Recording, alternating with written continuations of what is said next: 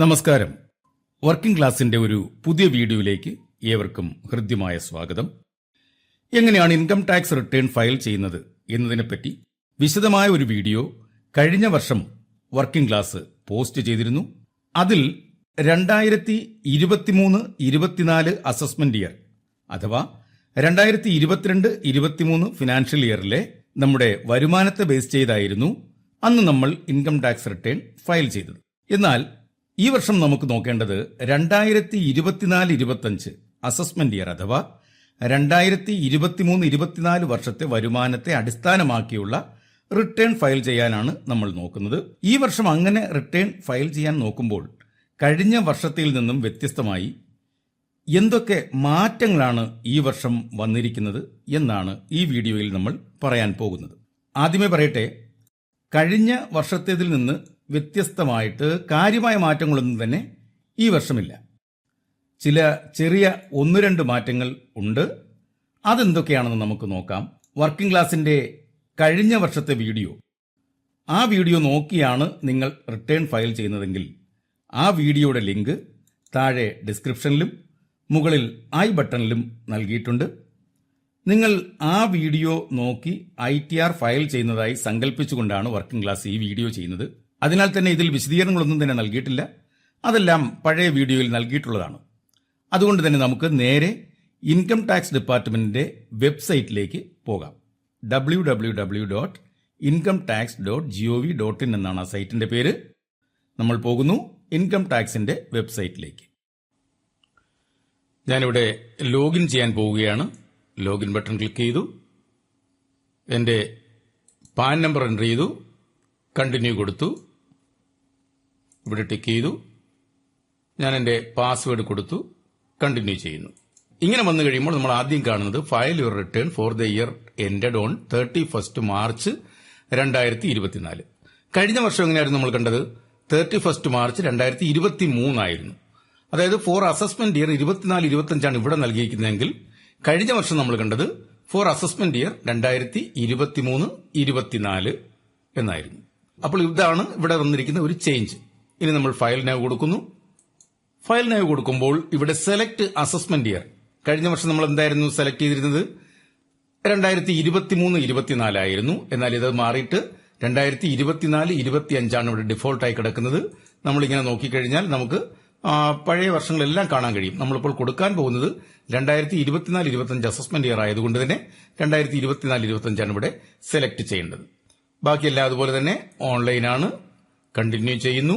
Start new filing ആണ് നമ്മൾ ചെയ്യാൻ പോകുന്നത്. Start new filing. ഇൻഡിവിജ്വൽ ഞാൻ അത്യാവശ്യം വേണ്ടുന്നത് മാത്രമേ കാണിക്കുന്നുള്ളൂ. ഇവിടെ കണ്ടിന്യൂ കൊടുക്കുന്നു. ഇവിടെ നമ്മൾ നോക്കുക, നമുക്ക് ആദ്യം 26 AS എടുക്കണമെന്ന് നമ്മൾ പറഞ്ഞിട്ടുണ്ട്. അതെവിടെയാണ് എടുക്കുന്നത്? ഈ ഫയലിൽ income tax returns view form 26 AS. ഇതാണ് നമ്മുടെ ശമ്പളം വാങ്ങുന്ന ആൾക്കാർ ആദ്യം ഡൗൺലോഡ് ചെയ്തെടുക്കേണ്ട ഒരു ഫോമാണ് ഫോം 26 AS. അത് നോക്കുക, അത് നമുക്ക് ഡൗൺലോഡ് ചെയ്ത് നോക്കാം. ഇപ്പോൾ ട്രേസസിന്റെ സൈറ്റിലേക്ക് എത്തിയിരിക്കുകയാണ്. ഇവിടെ നമ്മൾ നേരത്തെ ചെയ്ത പോലെ തന്നെ ഇത് ടിക്ക് ചെയ്യുന്നു, പ്രൊസീഡ് കൊടുക്കുന്നു. അതിനുശേഷം view tax credit form 26 AS അത് നമ്മൾ ക്ലിക്ക് ചെയ്യുന്നു. ഇവിടെയാണ് അടുത്ത വ്യത്യാസം വരുന്നത്. കഴിഞ്ഞ വർഷം ഇവിടെ അസസ്മെന്റ് ഇയർ നമ്മൾ കൊടുത്തിരുന്നത് 2023-24 ആയിരുന്നു. എന്നാൽ ഇപ്പോൾ നമ്മൾ കൊടുക്കേണ്ടത് 2024-25 ആണ്. അതാണ് മറ്റൊരു വ്യത്യാസം. ബാക്കിയെല്ലാം അതുപോലെ തന്നെയാണ്. ഇനി നമുക്ക് വീണ്ടും ഇൻകം ടാക്സിന്റെ സൈറ്റിലേക്ക് പോകാം. അപ്പോൾ മനസ്സിലായല്ലോ, 2 വ്യത്യാസങ്ങൾ. ഒന്ന്, നമ്മൾ ആദ്യം കാണുന്ന ഫിനാൻഷ്യൽ ഇയർ മാറ്റമുണ്ട്, അസസ്മെന്റ് ഇയർ മാറ്റമുണ്ട്. End of the month 2024 March 31 അതിനകത്ത് കാണുന്നത്. പഴയ വർഷമായിരുന്നെങ്കിൽ 2023 മാർച്ച് 31 ആയിരുന്നു. ഇപ്പോൾ 2024 മാർച്ച് 31 കാണുന്നത്. അതൊന്നാമത്തെ വ്യത്യാസം. രണ്ടാമത്, ഇവിടെ നമ്മൾ ഈ 26 AS ഫോം ഡൗൺലോഡ് ചെയ്യുമ്പോൾ 24-25 സെലക്ട് ചെയ്ത് കൊടുക്കേണ്ടത്. വീണ്ടും നമ്മൾ സൈറ്റിലേക്ക് പോകുന്നു. അടുത്ത നമ്മൾ ആനുവൽ ഇൻഫർമേഷൻ സ്റ്റേറ്റ്മെന്റ് അഥവാ AIS ഡൗൺലോഡ് ചെയ്യണം. AISൽ ക്ലിക്ക് ചെയ്യുന്നു, പ്രൊസീഡ് കൊടുക്കുന്നു. ഇവിടെ വീണ്ടും AIS. കഴിഞ്ഞ വീഡിയോ കാണുകയാണെങ്കിൽ നിങ്ങൾക്ക് അത് കറക്റ്റായിട്ടെല്ലാം ഞാൻ വ്യക്തമായി പറഞ്ഞിട്ടുണ്ട് എന്താണ് AIS എന്നൊക്കെ. ഇപ്പോൾ അത്രയും സമയം നമുക്കില്ല, പെട്ടെന്ന് തീർക്കുകയാണ്. അപ്പോൾ നമ്മൾ ആനുവൽ ഇൻഫർമേഷൻ സ്റ്റേറ്റ്മെന്റിന്റെ പേജിലേക്ക് എത്തിയിരിക്കുകയാണ്. ഇവിടെ നമ്മൾ കാണുന്ന ഫിനാൻഷ്യൽ ഇയർ 2023-24. കഴിഞ്ഞ വർഷമോ 2022-23 ആയിരുന്നു ഇവിടെ കണ്ടത്. അതൊരു മാറ്റമാണ്. ഇവിടെ നമ്മൾ സെലക്ട് ചെയ്യാൻ കേട്ടോ 22, 23 ഒക്കെ കാണാം. പക്ഷെ നമുക്കിവിടെ വേണ്ടത് 23, 24 ഫിനാൻഷ്യൽ ഇയർ, അതായത് 2024, 25 അസസ്മെന്റ് ഇയർ. ഇത് രണ്ടും മാറിപ്പോകരുത്, ഫിനാൻഷ്യൽ ഇയറും അസസ്മെന്റ് ഇയറും. ഫിനാൻഷ്യൽ ഇയർ നമ്മൾ കഴിഞ്ഞ വർഷമാണ് നമ്മൾ ശമ്പളം വാങ്ങിയത്, അതുകൊണ്ടാണ് അത് ഫിനാൻഷ്യൽ ഇയറിലെ വരുമാനമായി കൂട്ടുന്നത്. നമ്മൾ അസസ് ചെയ്യുന്നത് 24, 25 അതുകൊണ്ടാണ് അതിനെ അസസ്മെന്റ് ഇയർ എന്ന് വിളിക്കുന്നത്. അപ്പോൾ ഇതാണ് മൂന്നാമത്തെ മറ്റൊരു വ്യത്യാസം. ഇനി നമുക്ക് വീണ്ടും ഹോമിലേക്ക് പോകാം. ഇനി വീണ്ടും നമ്മൾ നേരത്തെ കണ്ട അതേ പേജിലേക്ക് മടങ്ങിപ്പോയിരിക്കുകയാണ്.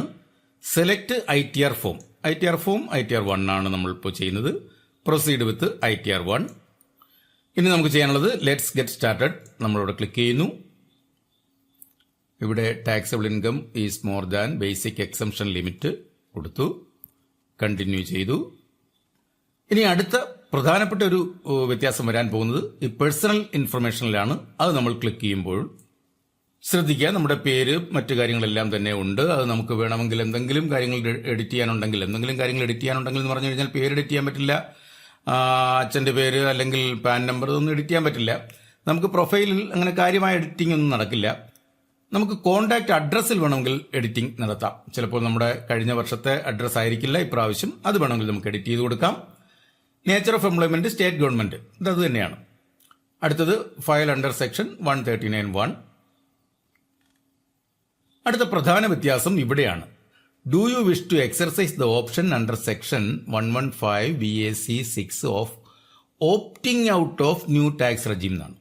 കഴിഞ്ഞ പ്രാവശ്യം opting for new tax regime ആയിരുന്നെങ്കിൽ ഇപ്രാവശ്യം അത് opting out of new tax റെജീമാണ്. നമുക്ക് പുതിയ ടാക്സ് റെജീം വേണ്ട എന്നുണ്ടെങ്കിൽ, അതായത് opting out of new tax regime, ഇപ്പോൾ ഡിഫോൾട്ടായി കിടക്കുന്നത് നോ ആയിരിക്കും. പക്ഷേ നമുക്ക് ഇപ്പോൾ വേണ്ടത് എന്താണ്? നമുക്ക് ന്യൂ റെജീം ആയിരിക്കും ചിലപ്പോൾ നമുക്ക് ലാഭകരം. അത് നമുക്ക് അറിയാൻ പറ്റില്ല.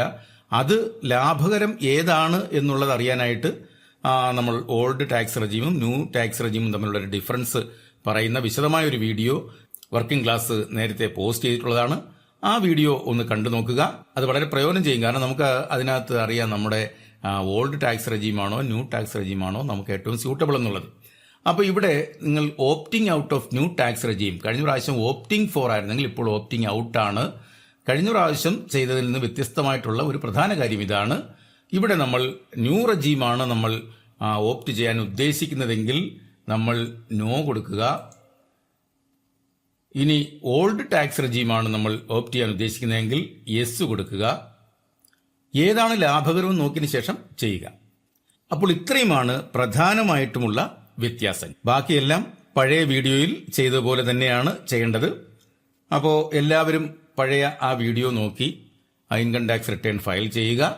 ആകെ വരുന്ന വ്യത്യാസങ്ങൾ ഞാൻ ഈ വീഡിയോയിൽ പറഞ്ഞിട്ടുണ്ട്. ഈ വീഡിയോ ഒന്ന് കണ്ടേക്കുക. കാരണം അതിനകത്തുണ്ടാകുന്ന ചെറിയ വ്യത്യാസങ്ങൾ, ഇപ്പോൾ ഫിനാൻഷ്യൽ ഇയർ സെലക്ട് ചെയ്യാനൊന്നും ആർക്കും പറഞ്ഞു കൊടുക്കേണ്ട കാര്യമൊന്നുമില്ല, അല്ലെങ്കിൽ അസസ്മെന്റ് ഇയർ സെലക്ട് ചെയ്യാനൊന്നും ആർക്കും പറഞ്ഞു കൊടുക്കേണ്ട കാര്യമില്ല. എന്നാലും ചിലരിങ്ങനെ സംശയം ചോദിക്കുന്നുണ്ട് എന്തൊക്കെയാണ് വ്യത്യാസങ്ങൾ. അതുകൊണ്ട് മാത്രമാണ് ഈ വീഡിയോ ഞാനിവിടെ പോസ്റ്റ് ചെയ്യുന്നത്. ഇപ്പോൾ നമുക്ക് വ്യത്യാസങ്ങളെല്ലാം മനസ്സിലായിട്ടുണ്ട്. ധൈര്യമായി മുന്നോട്ട് പോവുക. കഴിഞ്ഞ പ്രാവശ്യം ചെയ്ത് ശരിയായ ഒരുപാട് പേരുണ്ട്. അവർ തന്നെയാണ് ഇപ്പോഴും എന്നെ പല കാര്യങ്ങൾക്കും വിളിച്ചുകൊണ്ടിരിക്കുന്നത്. സംശയങ്ങൾ ഉള്ളതുകൊണ്ട് തന്നെയാണ്. എന്തായാലും ഈ വീഡിയോയും നിങ്ങൾ നല്ലതുപോലെ കാണുക, പരമാവധി ഷെയർ ചെയ്യുക. അപ്പോൾ ഈ ഇൻകം ടാക്സിന്റെ പഴയ വീഡിയോ നിങ്ങൾക്ക് ഇഷ്ടപ്പെട്ടുവെങ്കിൽ നിങ്ങൾ ചെയ്യേണ്ടത് ആ വീഡിയോ ഒന്ന് ലൈക്ക് ചെയ്യുക, പരമാവധി ആൾക്കാർക്ക് ഷെയർ ചെയ്ത് കൊടുക്കുക. സബ്സ്ക്രൈബ് ചെയ്യാത്തവരാണെന്നുണ്ടെങ്കിൽ ഒന്ന് സബ്സ്ക്രൈബ് ചെയ്തേക്കുക. ഇത്രയേ ഉള്ളൂ. Thank you very much.